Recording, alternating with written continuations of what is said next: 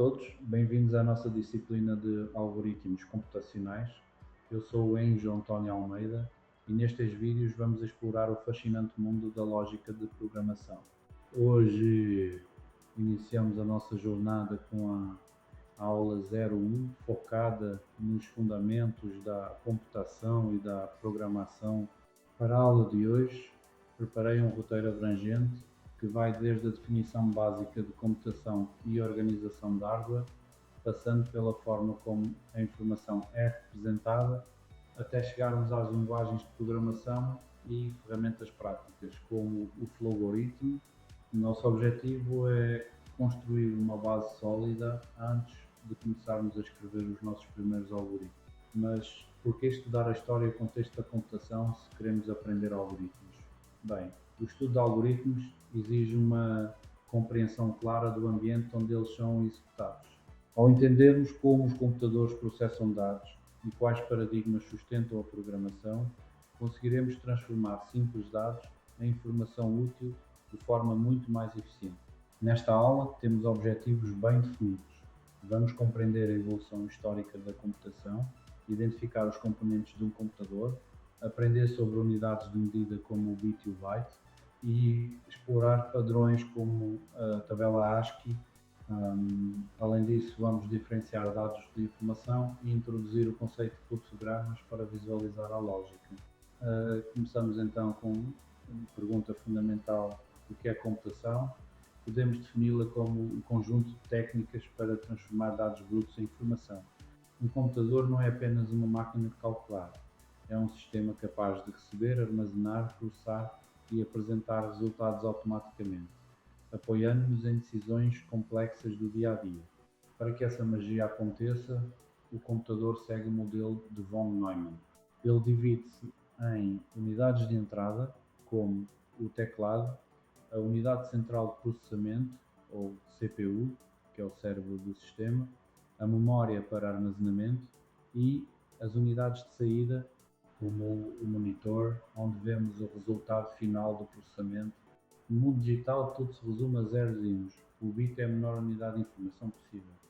Quando agrupamos 8 bits, formamos um byte, que é a nossa unidade base para medir armazenamento. A partir daí, usamos múltiplos como quilo, mega e giga para descrever desde o tamanho de um ficheiro até à capacidade de um disco rígido. Mas como é que o computador sabe que um conjunto de zeros e uns representa a letra A? Aqui entra a tabela ASCII. Ela é um padrão internacional que atribui um código numérico a cada caractere. Por exemplo, quando carrega na tecla A maiúscula, o computador entende o número 65 em binário. É esta padronização que permite a comunicação entre sistemas diferentes. Um ponto crucial é distinguir dados de informação. Dados são elementos brutos, como o número 37, que isolado não nos diz muito. Já a informação é o dado contextualizado. Se eu disser que 37 graus Celsius indica febre, esse dado passou a ter significado e utilidade para a tomada de decisão. Hoje em dia o mercado de computação é omnipresente, da saúde à educação, do comércio ao entretenimento, tudo depende de sistemas computacionais. Tendências como inteligência artificial e cloud computing estão a moldar o futuro e profissionais que dominam algoritmos e programação são essenciais para manter esta engrenagem a funcionar. Para darmos ordens ao computador, precisamos das linguagens de programação. Elas servem de ponte entre o raciocínio humano e a execução da máquina. Ao longo dos anos, estas linguagens evoluíram para se tornarem cada vez mais próximas da nossa linguagem natural, facilitando a criação de software complexo. Nesta evolução, começámos com a linguagem de máquina, feita apenas de zeros e uns. Depois surgiu o Assembly, que usava termos mais legíveis, mas ainda muito ligados ao hardware. Atualmente usamos linguagens de alto nível como Python, Java ou C. São muito mais intuitivas para nós, humanos, e permitem escrever programas portáteis. Independentemente da linguagem, o computador só executa binário.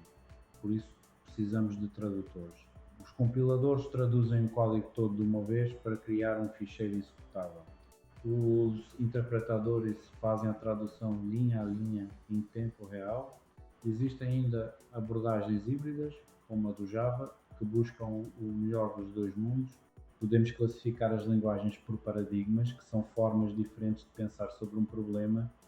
Algumas são estruturadas, focadas em sequências lógicas, outras são orientadas a objetos, ideais para reutilização de código. O importante é saber que o mesmo algoritmo pode ser implementado de formas diferentes conforme o paradigma escolhido. Em resumo, os paradigmas de programação são modelos mentais. Eles orientam como estruturamos a solução e como raciocinamos sobre os dados. E escolher o paradigma certo pode simplificar drasticamente a resolução de um problema complexo. Agora, como é que passamos a ideia da nossa cabeça para o papel antes de programar? Usamos a grafia computacional. As duas formas mais comuns são o pseudocódigo, que é uma escrita estruturada em português, e os fluxogramas, que são representações gráficas. Ferramentas como o Flowgorithm ajudam-nos a testar estas ideias visualmente. O pseudocódigo é excelente porque não exige uma sintaxe rígida de uma linguagem específica. Usamos termos simples como se, então e enquanto para descrever a lógica. É o passo intermédio perfeito entre o nosso pensamento e o código final que o computador vai executar.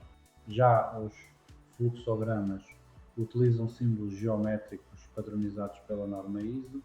Uma elipse indica o início ou o fim, um retângulo representa um cálculo e um losango indica uma decisão. Esta visualização gráfica é poderosíssima para identificar erros de lógica antes mesmo de começarmos a escrever código. Para praticarmos estes conceitos, vamos utilizar o Flowgorithm. É uma ferramenta gratuita e fantástica que permite desenhar fluxogramas e executá-los para ver se funcionam. Podem descarregá-la no site oficial e recomendo que vejam os tutoriais disponíveis para se familiarizarem com a interface. Para consolidarmos o que vimos hoje, vamos fazer algumas questões rápidas. Pensem qual é a menor unidade de informação, qual a base da tabela ASCII e no modelo de von Neumann, quem é que controla a execução de tudo. Vamos rever estas respostas juntos. Aqui estão as respostas, a menor unidade é o bit. A tabela ASCII utiliza a base binária para representar caracteres e, finalmente, é a CPU que detém o controle da execução das instruções no modelo clássico de computação. Mais um pequeno teste. Quando é que o dado 37 se torna informação? Qual paradigma usa classes e objetos? E qual é o símbolo de decisão no fluxograma? Estes conceitos são fundamentais para o que vamos construir nas próximas aulas. Confirmando as respostas, um dado torna-se informação quando é contextualizado, a programação orientada a objetos é a que utiliza classes e o losango é invariavelmente o símbolo que usamos para representar decisões lógicas num fluxo. Para quem quiser aprofundar estes temas, deixo aqui uma lista de bibliografia recomendada. Livros como os de Manzano para a lógica e os clássicos de Cormen ou Sedgwick para algoritmos são excelentes referências que os acompanharão durante todo o curso.